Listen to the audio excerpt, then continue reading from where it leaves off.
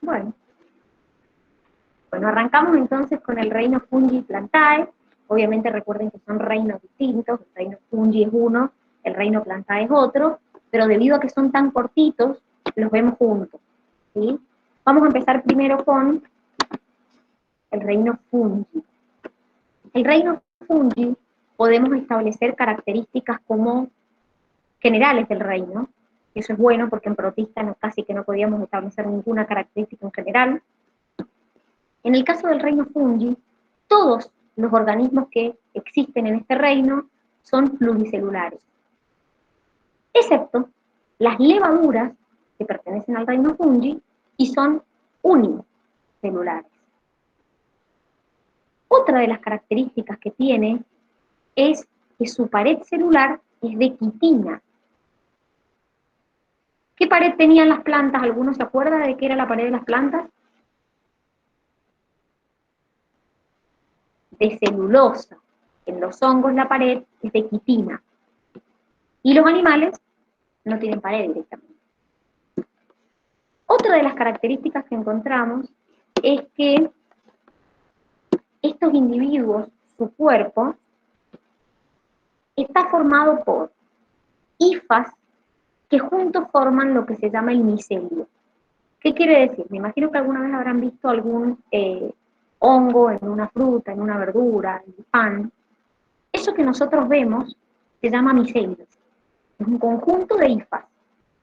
Ahora, si yo pudiera sacar un poco de muestra, que sería un poco de hongo, y ponerlo en un microscopio, yo vería un montón como de palitos, como de filamentos, que se llaman hifas. Esas hifas que lo forman pueden ser cenocíticas o tabicadas. ¿Qué significa tabicada? Que la hifa que lo está formando tiene tabiques. Y cenocítica, que la hifa que lo está formando no tiene tabiques. Ahora les voy a mostrar una imagen para que vean a qué me refiero con el micelio y a qué me refiero con la hifa, porque no sé si alguno ha visto alguna vez al microscopio cómo se ve. Pero los hongos pueden ser de vida libre, simbiontes o parásitos. De hecho, estos hongos son fundamentales para nosotros porque son saprófagos. Acuérdense que dentro de los saprófagos yo tenía a los carroñeros y a los descomponedores. Los hongos pertenecen a los descomponedores. ¿Por qué? Porque son los que transforman, junto con las bacterias, la materia orgánica en inorgánica. Eso lo vimos en ecología. Entonces, los hongos son sumamente importantes para la ecología porque justamente son los que contribuyen con las bacterias en la descomposición de la materia orgánica. Además, estos hongos, hay como una diversidad. Algunos se comen, otros se usan en la industria alimentaria, otros se usan en la industria farmacéutica, otros son patógenos. Entonces, dentro del mismo reino hay como distintos tipos de hongos y todos pueden ser utilizados o hacer cosas distintas, ser patógenos o ser usarse en la industria o comerse directamente. La característica que tienen es que son heterótrofos por absorción. Nosotros, los animales, somos heterótrofos por ingestión, ingerimos el alimento. Estos son heterótrofos por absorción, absorben el alimento. Y pueden reservar glucógeno, pero nunca reservan almidón, porque quien reserva almidón son las plantas. Se reproducen en forma sexual y asexual. En forma asexual se pueden reproducir por partición de hifas o por producción de esporas. Nosotros vimos que las bacterias también esporulaban. Pero ¿cuál es la diferencia? Que en las bacterias la esporulación es un proceso de resistencia.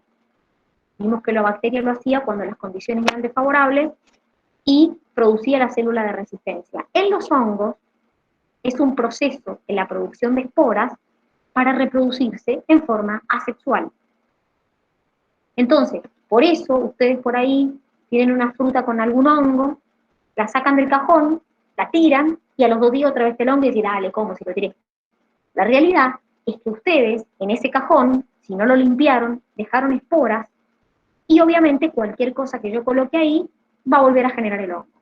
cualquier otra fruta o una verdura que coloque ahí, me va a generar el hongo. O sea, a partir de esas esporas que quedaron. Entonces, en los hongos, las esporas tienen un fin reproductivo. Es un tipo de reproducción asexual para el hongo. En las bacterias no. En las bacterias tenía un fin de célula de resistencia. Es decir, eran estructuras que se formaban cuando las condiciones para la bacteria no eran favorables. Ahora les voy a compartir pantalla para que vean a qué me refiero con un micelio, con una hifa. Para que antes de ver la clasificación de los hongos, esperen que ahí les comparto, para que vean cómo se ve, porque el micelio es lo que uno ve. Si uno ve un hongo, no sé, ¿alguna vez han visto una fruta que tiene un hongo verde? Bueno, eso verde que ustedes ven es el hongo, es el micelio. Pero si ustedes pudieran verlo en un microscopio, verían hifas, que son las que lo están formando. Ahí les muestro una imagen, espérenme un minuto, para que vean cómo se ve en un microscopio si ustedes pudieran ver ese hongo en el microscopio. Espérenme un minutín y ya les muestro.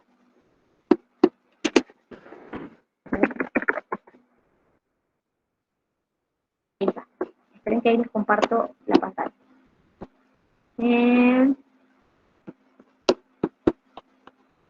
Esperen que dejo de presentar esto. Antes de ver la clasificación, para que entiendan cómo se ve un hongo.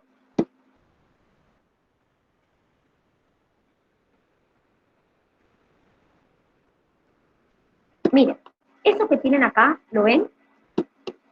Esto que tienen acá, esto es una hifa. Acá tengo otra hifa, acá tengo otra hifa, acá otra, acá tengo muchas hifas. Todo este conjunto de hifas es lo que se llama micelio. Cada uno de estos bastoncitos, que en realidad parecen filamentos, es lo que se llama una hifa. Fíjense que en esa hifa aparecen como tabiques, y eso es lo que se llama hifa tabicada, y en esta hifa no aparecen como divisiones, entonces es una hifa cenocítica. Acá tenemos otro para que vean. Miren, esto es un micelio, así se ven en el microscopio, tampoco se crea que se ve, ¡uf, qué bonito! Y en un microscopio vemos todas las hifas del hongo dispuestas así. A ver si les muestro otra. Acá tenemos otro. Miren, ahí están las hifas, ahí se ve claramente una hifa, otra hifa. Eso es lo que vemos microscópicamente cuando nosotros por fuera vemos ese hongo verde, por ejemplo, o cualquier otro hongo que veamos, no sé, en el pan, en la fruta. Eso es lo que vemos. Acá tenemos hifas, miren, tiene tabiques la hifa. Entonces esta es una hifa tabicada. Si no tiene tabiques, es una hifa cenocítica. ¿Se entiende, chicos? No, miren, acá se ven bien los tabiques. Esto es una hifa, miren, ahí se le ve el tabique. Esto es una hifa tabicada. Si no tuviera los tabiques, no tuviera las divisiones, sería una hifa cenocítica. ¿Se entiende cómo es un hongo por dentro? Porque lo que me interesaba era que se dieran una idea, cuando yo hablo de hifa y micelio, a qué me estaba refiriendo. ¿Se entiende la imagen? Sí, dale. Bien, perfecto. Vamos entonces a continuar con la clasificación dentro de este reino. Ahora sí vuelvo al Power, y vamos a ver, ustedes solamente ven 4 grupos dentro de este reino. Hay un montón más. Lo que pasa es que la Facu solamente les toma 4. Pero en realidad, si uno se pone a investigar, dentro del reino fungi hay un montón de hongos y un montón de clasificaciones. Empezamos con los cigomicetos. Primer grupo que vamos a ver. Esto es un cigomiceto. Los cigomicetos se caracterizan porque son los responsables de la putrefacción de varios productos.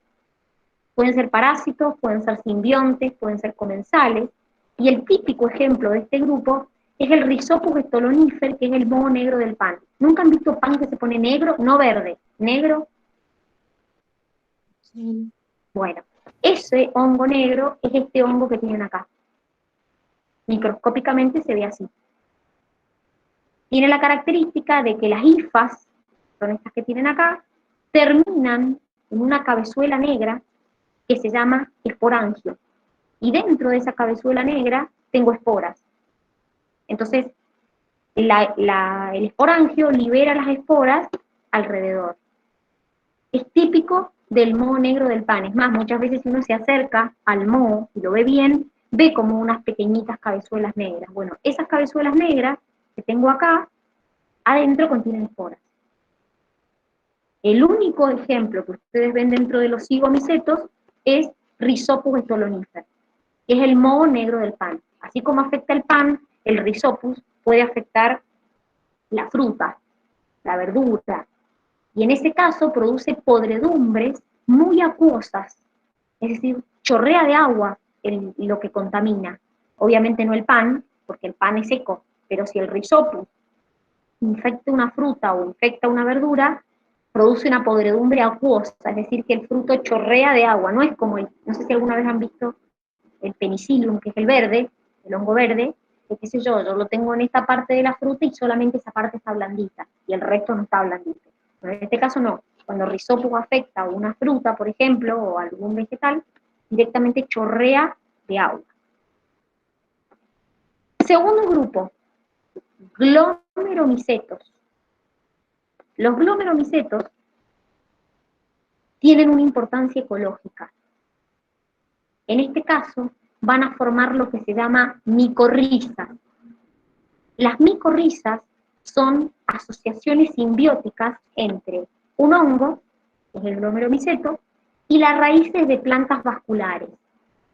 El 90% de las plantas tienen micorrizas, es decir, están asociadas sus raíces con glomeromicetos. Claramente, si es una simbiosis, como yo les dije, una relación simbiótica, tanto el hongo como la raíz de la planta se tienen que beneficiar, porque eso es una simbiosis.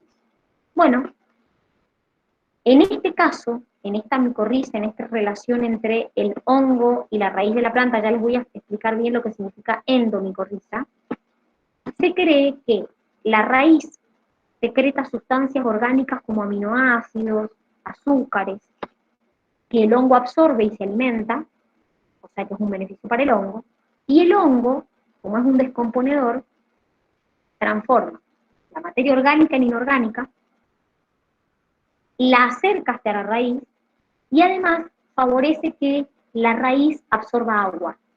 Entonces la raíz también se ve beneficiada. Por eso decimos que es una asociación simbiótica donde ambos se están beneficiando, el hongo y la raíz de la planta.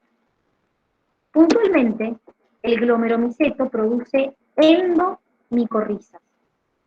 ¿Qué significa esto? Miren, esto que tienen acá, estas celulitas cuadradas, están representando la raíz, las células de la raíz. Esto que tienen negro representa la hifa de un hongo, puntualmente de un glomeromiceto. Si ustedes se fijan, la hifa empieza a penetrar y penetra dentro de las células de la raíz. Miren. Eso significa que sea una endomicorriza, que la hifa del hongo penetra dentro de la célula de la raíz. Porque existen también las ectomicorrizas, que en este caso la hifa del hongo rodea la célula de la raíz, pero no penetra dentro. Estas, las ectomicorrizas, las vamos a ver en un grupo más adelante. Ahora los glomeromicetos forman endomicorrizas, es decir, la hifa del hongo se mete dentro de la célula de la raíz. Entonces se beneficia el hongo y se beneficia la raíz de la planta. Ambos se ven beneficiados. ¿Se entiende hasta acá? ¿No hay dudas? Dani, yo como que no termino de entender esto. Bueno, perfecto. Una micorriza, a ver, si vos te acordás, nosotros vimos en ecología las relaciones simbióticas.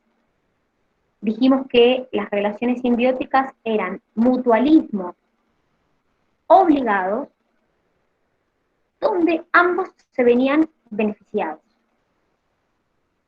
Entonces, esos mutualismos obligados, donde ambos se veían beneficiados, se llamaban simbiosis. En este caso, la relación se da entre el hongo y la raíz de la planta, una planta vascular. Quiere decir que el hongo tiene que obtener un beneficio y la raíz de la planta también. En este caso, eso se llama micorriza. Esa asociación simbiótica entre el hongo y la raíz de la planta se llama micorriza.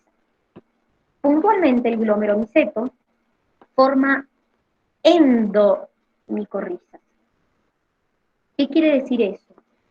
Que la hifa del hongo, que la hifa es esto que vos ves acá, esto negrito, no solamente que rodea la célula de la raíz, esto todo me representa la raíz, el tejido de la raíz de la planta, la hifa no solamente que rodea, sino también que penetra dentro de la raíz, de las células de la raíz. Fíjate, ¿ves? Penetra dentro de las células de la raíz. Por eso se le llama endomicorriza. Porque la hifa del hongo penetra adentro de las células de la raíz. Entonces los glomerulomicetos forman endomicorrizas. Hay otros hongos que vamos a ver más adelante, ahora enseguida, donde la hifa del hongo rodea la célula, fíjense que acá está como más oscurito, pero no penetra dentro de la célula de la raíz, solamente la rodea. Entonces se le llama ectomicorriza. ¿Se entiende un poco mejor, Ani, ahí? Sí, ahora sí. Gracias. Entonces, cuando yo digo micorriza es una asociación simbiótica entre un hongo, puntualmente entre un hongo de este grupo y una raíz de una planta vascular. Eso es una micorriza. ¿Por qué aclaro? Porque enseguida ahora vamos a ver otro tipo de relación simbiótica que es entre un hongo y algo más, no entre un hongo y la raíz de una planta. ¿Alguna duda del zigomiceto o del glomerulomiceto? ¿No? Bien. Vamos con el tercer grupo, ascomicetos. Dentro de los ascomicetos, claramente están viendo que hay una diversidad impresionante. Hay algunos que producen podredumbre, hay algunos que se comen, hay algunos que son patógenos. Bueno, ¿por qué están todos dentro del mismo grupo? Porque todos comparten la característica de que sus esporas las llevan dentro de estas bolsitas que tienen acá, que se llaman ascos, que son como bolsitas donde adentro están las esporas.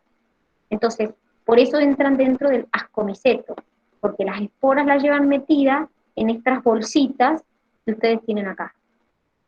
Entonces, todos los que pertenezcan a ascomicetos, sus esporas la van a llevar dentro de ascos, que son estas bolsitas que tienen.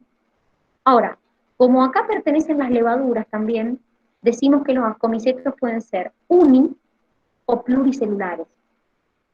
Y vamos a empezar a ver qué hay dentro del ascomiceto. Primer grupo o primer ejemplo dentro de ascomiceto, los líquenes, otra asociación simbiótica. En este caso, el líquen es una asociación simbiótica entre un ascomiceto, que es un hongo, y un alga o una cianobacteria. Entonces, al hongo se le llama micobionte y al alga verde o a la cianobacteria, ficobionte. Los líquenes tienen mucha importancia ecológica, porque el líquen nos da un indicio de la contaminación que existe en un lugar determinado. Los líquenes absorben agua de lluvia y son muy susceptibles a las sustancias tóxicas que vienen en el aire, como puede ser el anhídrido sulfuroso, como pueden ser los metales pesados, es decir, a la contaminación en general. Entonces, cuando en un lugar hay poca cantidad de líquenes, ese lugar tiene alta concentración de smog, tiene alta contaminación atmosférica. Cuando un lugar tiene mucha cantidad de líquenes, nos da un indicio de que ese lugar no está contaminado. Entonces, más del 40% de todas las especies de ascomicetos forman líquenes, que es la asociación simbiótica entre el hongo, actualmente el ascomiceto, y una cianobacteria o un alga verde. El líquen no necesita fuente de alimento orgánico, puede desecarse y sobrevivir igual, y como les dije, son un indicio de la contaminación ambiental que hay en un lugar determinado, porque son muy susceptibles a la contaminación ambiental. Entonces, la micorriza era la asociación simbiótica entre el hongo y la raíz de la planta. Y el líquen entre el hongo y el alga o la cianobacteria. ¿Se entiende la diferencia? Sí, Dani. Bien. Seguimos con Tengo ejemplos una de duda. lo que quieras. Siempre es relación ¿cómo se dice? Con simbiosis. Siempre es una relación simbiótica, es decir, si uno se muere, el otro se muere. Porque acuérdense que las relaciones simbióticas son mutualismos obligados. Eso quiere decir que si uno de los individuos de la simbiosis se muere, el otro individuo también. En un líquen, si se muere el hongo, se muere el alga o la cianobacteria y viceversa, porque es una relación simbiótica.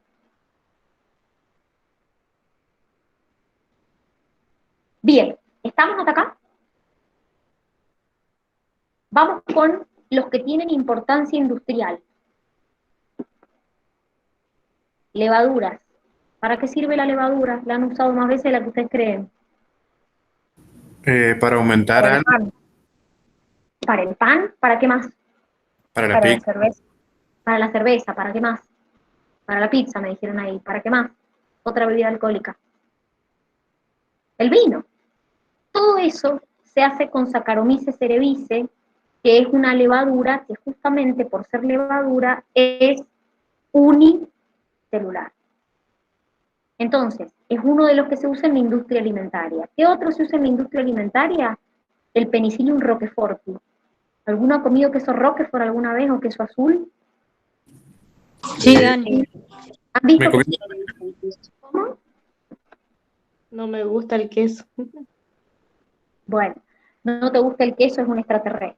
Pero en el caso del queso roquefort, si ustedes ven, tiene como agujeritos, como huequitos, donde hay como una coloración verdecita o media negruzca. Bueno, esos agujeritos están hechos con un hongo que se llama Penicillium roqueforti, que obviamente es comestible, chicos, es como la levadura que comemos, no es tóxica. Entonces, no es el mismo penicillium que nos contamina la naranja, la fruta en el cajón de la verdura. Pertenece a penicillium, pero son penicillium distintos. Entonces, estos se usan en la industria alimentaria. Hay otros ascomicetos que se comen directamente. Por ejemplo, las colmenillas y las trufas. ¿Nunca han escuchado hablar de las trufas? Díganme que alguien ve Los Simpsons y hay trufas. Me suena. Donde Bart va y busca trufas con Lisa. Díganme que ¿Será que las busca el Sí. cerdito? Exacto. El cerdito. Muy bien, y que Bart tenía el olfato para ir a buscarlas. Entonces se empiezan a juntar trufas y ganan plata vendiendo las trufas. Bueno, la trufa es un hongo, puntualmente es un ascomiceto. La trufa es un producto gourmet, chicos. Es carísima la trufa. Cualquier plato que lleve trufa es gourmet. Entonces, estas trufas, justamente como los Simpsons le hacen una parodia, ¿no? Pero las trufas se comen y realmente es muy difícil encontrarlas, es muy difícil buscarlas, es muy difícil, por eso son tan caras, son un producto gourmet. Pero son hongos comestibles, directamente no es que se usan como la levadura, sino que se comen directamente. Generalmente en muy poca cantidad porque son sumamente caros. Después tenemos otros ascomicetos que producen antibióticos. Por ejemplo, el Penicillium notatum, que ya lo habíamos visto nosotros, el Penicillium notatum, que dijimos que producía antibióticos. Así se ve un penicillium en el microscopio. Yo siempre me lo imagino como que esta es la hifa y son manitos, quizás estoy loca, pero cuando los veía en el microscopio en la facultad, yo los dibujaba como manitos, también nunca dibujé muy bien, ¿no? Pero esta es la típica imagen que uno ve si en el microscopio observa un penicillium. Ojo que no es este hongo verde el que produce la penicilina. Esto es una naranja contaminada con penicillium, primero el hongo se pone blanco y después se pone verde, pero no es el que produce la penicilina. Es un tipo de penicillium, que es el notatum, el que puntualmente es el causante o el productor de la penicilina, que es el primer antibiótico que se descubrió. Dani, Sí, dime tú. yo eso se parece a un espárrago.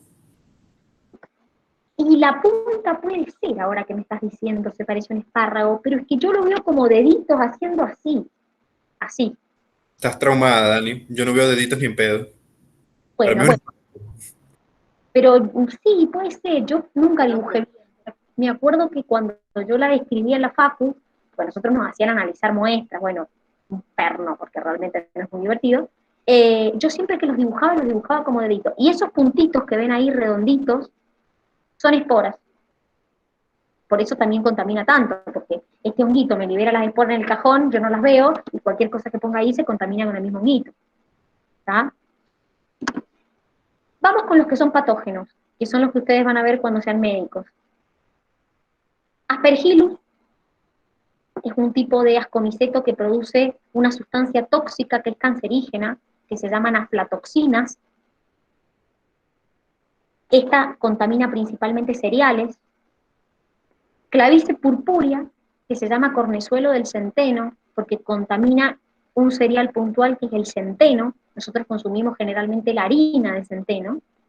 Y si está contaminada con clavice purpúrea, produce una enfermedad que se llama una intoxicación, que se llama ergotismo, que da como síntomas la gangrena, espasmos musculares, demencia temporal y hasta puede dar alucinaciones. Después tenemos las tiñas, que producen lesiones en la piel, ampollas, prurito, que es el típico pie de atleta, que son los hongos de los pies. Pero además de afectar los pies, también puede afectar, por ejemplo, la piel y dar estas como manchas rosadas. Esto es típico de una tiña corporal. Y esto es el clavíceps, el centeno, contaminado con clavíceps purpúrea. Si esto lo muelo, esto es tóxico, y la persona que consume esa harina de centeno va a tener ergotismo. Estos son todos patógenos. El último grupo que van a ver dentro de los hongos son los baciliomicetos. Probablemente son los, cuando uno le hacen dibujar un hongo, o al menos yo, siempre me imagino como el honguito de los dibujitos animados, que son estos que tienen acá. Esto se llama bacilio. Tienen múltiples formas. La realidad es que algunos son comestibles y otros no. Incluye lo que son los hongos de repisa o de sombrero, las setas, que algunas son comestibles, como por ejemplo los champiñones, pero hay algunos que son venenosos, alucinógenos, mortales, es decir, no cualquier honguito que tiene forma de parecido a un champiñón se come. Ojo con eso, porque muchas veces la gente dice, ay, me fui al campo y me encontré silvestres unos hongos, bueno, vaya a saber qué te estás comiendo, ¿sí? Muchos son tóxicos, muchos son alucinógenos, algunos son mortales, pero tienen esta forma de honguito típica de la película. El típico honguito que cuando uno le dicen dibuje un honguito, dibuja esto, que son los baciliomicetos. Veo ese hombre, me imagino duendes. ¿Viste? Bueno, es que sí, es muy película Cenicienta, muy de película el honguito. Pero Ya estos, te... ¿Dónde le preguntamos, Rodri? claro, si es de duendes, no es una materia que tengan que charlar conmigo, sino con el Rodri. Estos forman ectomicorrizas. Recién vimos el glomerumiceto que producía endomicorrizas, este produce ectomicorriza, y además, algunos son parásitos de vegetales. Entonces, dentro de los parásitos de vegetales tenemos la roya y el tizón, que son tóxicos, no para nosotros, sino que lo que hacen es contaminar sobre todo las plantas, sobre todo los cereales, y te destruyen la cosecha completa, el tizón y la roya, y producen esas manchas típicas. El problema es que se contamina muy rápido toda la planta, y cuando te afecta en una planta el tizón y la roya, es muy contaminante, entonces contamina la planta en su totalidad. Pero obviamente para nosotros no son patógenos, estos son comestibles para nosotros. Estos son patógenos parásitos de una planta. ¿Alguna duda del reino fungi? Porque hasta ahí llega el reino fungi. No. Bien, vamos entonces a ver el reino plantae, ustedes del reino Plantae solamente ven características generales, no profundizan, porque no ven botánica. Entonces, lo que vemos del reino Plantae es que todas son pluricelulares, su pared, en vez de tener quitina como en la de los hongos, tiene celulosa, y tienen crecimiento ilimitado. Las plantas todas son autótrofas, fotosintéticas, y como les dije yo antes, que estuvimos hablando de la alternancia de generaciones, se reproducen tanto en forma sexual como en forma asexual. Y cuando yo las clasifico, ustedes no ven la clasificación, pero las puedo clasificar según sus flores, según sus semillas, etc. Las plantas son muy importantes porque la base de la alimentación de la población humana son plantas. Es decir, la mitad de los alimentos que nosotros consumimos vienen de 3 especies de plantas: trigo, maíz y arroz. Y de hecho, el 40% de las medicinas que nosotros tomamos vienen de las plantas, ya sea que se usa la hierba en particular o que se extrae algún compuesto de la planta y se utiliza. Pero además, las plantas son claramente los que oxigenan la atmósfera, entonces para nosotros son fundamentales, para la vida en general de los organismos, las plantas son fundamentales porque son las que liberan el oxígeno. Esto es todo lo que ustedes ven de plantas, nada más. Me gustaría que abran el cuadernillo en la página 7 del reino Plantae, que les compara el reino Fungi que vimos recién con el reino Plantae. No sé si lo tienen abierto ahí. Sí. Bien, esperen que voy a compartirles para el que no lo tenga, para que vean el cuadrito. En ese cuadrito nos hace una comparación de ambos reinos, que por ahí está buena para que ustedes cuando estudien lo que tienen en común y después solo se estudian las diferencias. Miren, este cuadrito que tienen acá nos compara el reino Fungi con el Plantae. Entonces, ¿qué podemos observar de diferencias? Bueno, primer diferencia la dijimos, la pared. El reino Fungi tiene pared de quitina, el reino Plantae de celulosa. Fíjense que hay muchas características que tienen en común ambos reinos. Otra diferencia, la presencia de plástidos. ¿Alguien se acuerda cuáles eran los plástidos? ¿Qué eran los plástidos? ¿Qué organelas había dentro de plástidos?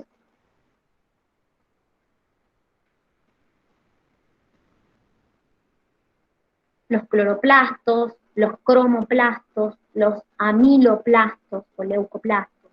Entonces, los individuos del reino Fungi no tienen plástidos. ¿Para qué quieren plástidos si son heterótrofos? No van a hacer fotosíntesis. Las plantas sí tienen plástidos. Después tenemos vacuola. El reino Fungi no tiene vacuola. El reino Plantae sí. Respecto a los peroxisomas, las plantas, además de tener peroxisomas como el reino Fungi, tienen estos peroxisomas específicos que habíamos dicho que se encontraban en la semilla, que se llamaban glioxisomas. Ahí tenemos otra diferencia más. Y quiero que veamos, estas son como las diferencias más generales entre el Fungi y el Plantae. Obviamente los dos tienen célula eucariota, porque por eso pertenecen al dominio Eucaria. Hay muchas organelas que comparten entre sí, que las tienen los dos, pero fíjense lo que pasa con las mitocondrias. Dice que los dos tienen mitocondria, obviamente, porque los dos hacen procesos de respiración aeróbica, pero dice que el reino Plantae tiene menos mitocondrias. ¿Por qué tendrán menos las plantas mitocondrias que el reino Fungi?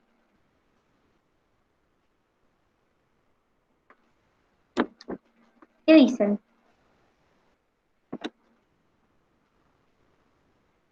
¿Por qué tendrá menos? ¿Qué opinan? ¿Qué proceso hacen las plantas que los hongos no hacen? Fotosíntesis.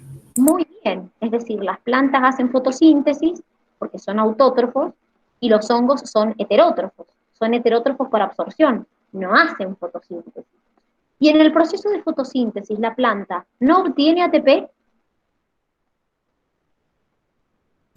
Sí, obtiene ATP.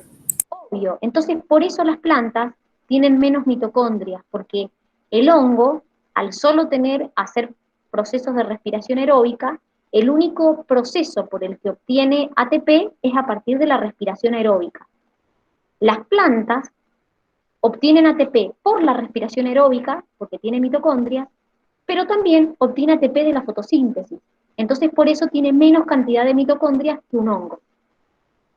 Pero claramente los dos van a tener mitocondrias, ¿sí? Los dos tienen célula eucariota, entonces si se ponen a pensar, la mayoría de las organelas están en común. Hay algunas diferencias puntuales, pero la mayoría de las organelas las tienen los dos. Es más, acá podríamos hacer un cuadrito más y poner al reino Animalia, y ver qué tienen igual y qué tienen distinto con el reino Animalia. Por ejemplo, el reino Animalia no tiene pared, no tiene plástidos, no tiene vacuolas. Entonces podríamos hasta hacer una comparación con otro reino eucariota más, que es el reino Animalia. Siempre que estudian reinos, siempre estudienlos comparándolos. Esa es la manera más fácil de estudiar, de fijarse qué tienen en común y qué tienen distinto, porque lo común se lo estudian una sola vez y después solamente se estudian las cosas que tienen distinto los reinos. Es la mejor manera de estudiar tanta teoría, que es este bloque de reinos. Antes que me olvide, ¿les conté cuándo rinden estas unidades o no? No. Bueno, esto lo van a rendir todos en forma virtual, no va a rendir nadie presencial cuando vaya a la burbuja ni nada de eso, sino que ustedes lo van a rendir todos en forma virtual el día jueves que viene, no mañana, el jueves que viene. Es decir, yo tengo menos memoria de fechas, pero es el día jueves 8 de julio, previo al feriadito del 9.